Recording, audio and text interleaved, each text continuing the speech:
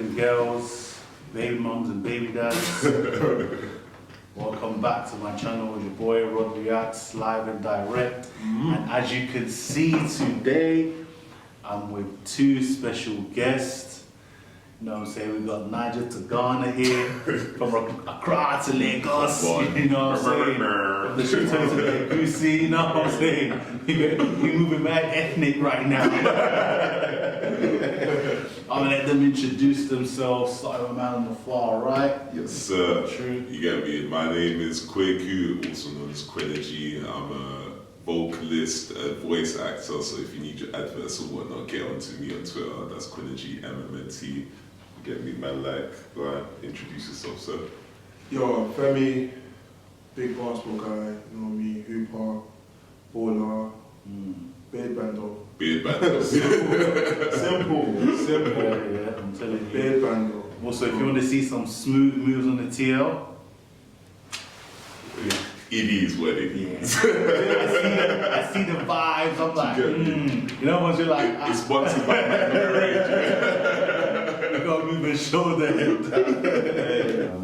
So let's start with the current defending champs. So My Lakers. yeah, so My Lakers. My Lakers. Tomorrow, my Celtics. Wherever one goes from. But it's better man like that. Though. Like, Yeah. They follow the brand. And I respect it still. Yeah. I respect it. It's your guidance. That's the Do thing. you know what? I think like when you deep it from like a UK perspective, like football is our main sport. Do you get me? So like when you find someone that you admire from like American basketball, and we obviously play basketball as ourselves. So when we see that guy is just doing the great things. When he went to Cleveland and he said, I'm gonna bring you man a ring. After they dissed him and made him feel like, like I'm not welcome in the city, he still came back and bought them a ring. Exactly. And then he went to Lakers and they was like, oh, you're gonna be a movie star. And the man said, you know, let me take this one season.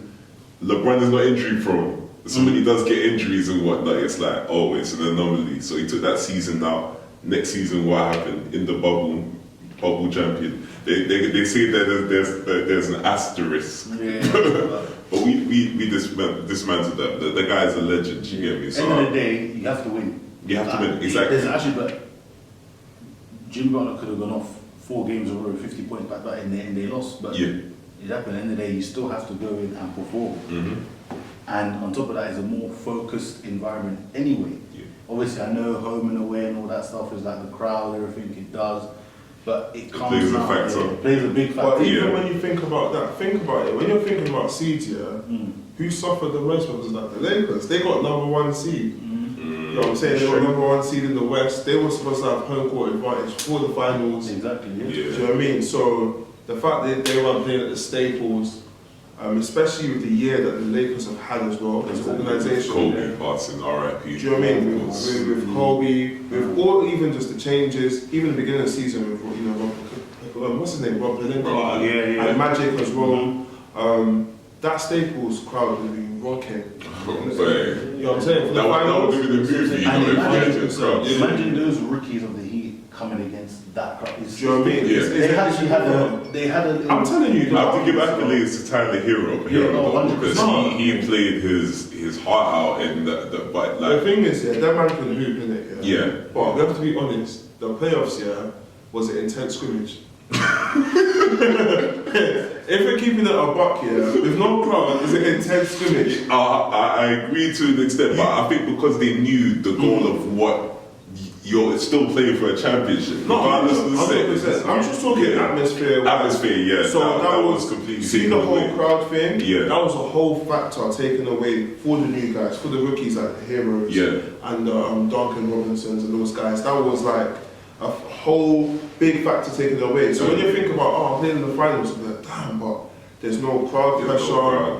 And that's all they've been like accustomed to when they're growing up. So they're seeing like the Kobe's winning the championship, Absolutely. and then Kevin Garnett's like, anything is possible. Hey, you don't know what. So So like for them not to have that moment in front of like the collective that essentially like invest their money and their time into supporting their team, it is a bit of a detriment. But to get that chip at the end of all the efforts that they've gone through the injuries, through the doubt. As you know, as basketball players, like when you get to a stage where your body is breaking down on you, but you want to win that championship, you want to win that chip, and be like, yo, obviously the UK and America is a different kind of ball game, but like you love to win. You have that hunger, the desire to win. So it's a mad thing, but I think this next season is going to be intense. Because let's talk about the trades, yeah.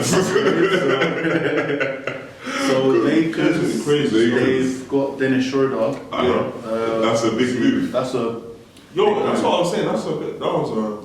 You know what I'm saying? And you know the man that tries to be like under the radar a bit, like just quickly down the green. That was when you in class and the supply teachers.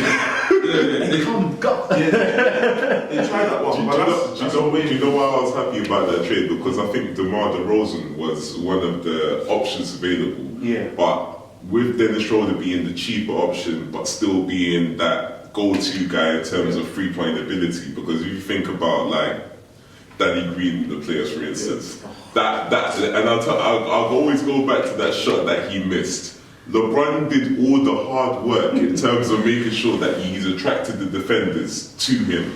So you got 2 or 3 defenders on you. Do you know what? You kick the ball out to an individual that you've got into a position where you've got the defenders on you. You kicked it out. That guy is wide open. There is no way you should be missing that shot. The series would have been done. The thing with Danny Green as well, by the way, Twitter and Instagram was so funny. The one that I think of first was Danny Green shooting the jumper now, and you see the skies and you just see Kobe looking down, just going like this. Disappointed. Yo, that one made me laugh. But yo, the thing with Danny Green is that you're literally employed on this team. They pay you just to play good defense on the perimeter and shoot threes. Yeah. You have an open three. Do you know what I'm saying? And if it's a thing where if you gave it to Caruso missed. If you gave it to KCP and he missed, it's different. But you see Danny Green, through the playoffs, as a 33-point guy, why is it KCP hitting the threes? Why is it Caruso and them man hitting the threes? Why is it Marcus Morris? Sorry, not Marcus, Markeith Morris hitting the threes? Like, what's that? Yeah. Do you know what I'm saying? So like with Danny Green, because like I can't lie, his 3-point performance has just like I don't know why, but like I was telling my guy, he's like the deadest. With all due respect to it, respectfully, he's the deadest like 3-point, like he's the deadest reliable 3-point shooter. If that makes sense. Yeah. Like I've never seen a 3-point shooter, someone who's known for threes, be so streaky. I've never seen that before. You know what I'm saying? Was it him that hit the side of the backboard? Or no, that was Paul George. Yeah. But I definitely. But at least Paul George. You could at least Paul George. You don't look at him and go like Paul George, all around player. You don't look at him and just go. But he choked in the finals, though. But he choked when it was necessary to get to the stage. You see Paul George, he's not a 3-point shooter. Like when you're signing him, you expect him to do a lot more than just shoot threes. Scoring. Danny Green is actually Danny Green. You don't expect him to take any layups, just straight threes. Man, that's what you expect. If you see him taking a layup, you're almost going, yo. What he did. If it's not open dark. That's LeBron's job. If it's not open dark, if he's driving in traffic, people look at him like, wait, what are you doing? So with threes, he's there to shoot threes, so you need to, like, him missing that one shot, I don't think everyone should get onto him for that one shot, but his performance through the playoffs, I think warranted the criticism that he got in it. Him and Kuzma, like, essentially. With Kuzma, I'll allow him in it because like, you will lie, but I won't, because essentially, like, in terms of like. I said, I think like Rondo stepped the hell up, Yeah. which made a big difference in terms of like completing that third player that the Lakers needed in order to win a championship. Playoff Rondo really came equipped for them finals and made a big difference because Kuzma was not hitting where he was supposed to. So, which is why if he gets traded, Bro, for me, No, the thing- yeah, Kuzma, I feel like the guy is more worried about the colour of his hair than his game. So I just said, bro. No, I like him though. He's no, he's got his chip. Congratulations, but I don't want you next year, bro. Pack your bags. Pack your bags. Get out of here. You know man's, yeah, he's the wave man. He's the wave man. Like, you know man's where like Everyone needed the professional hype man. I'll order one, bro. No, I don't think J.R. Smith was there for a reason. I like it. Smith, you know.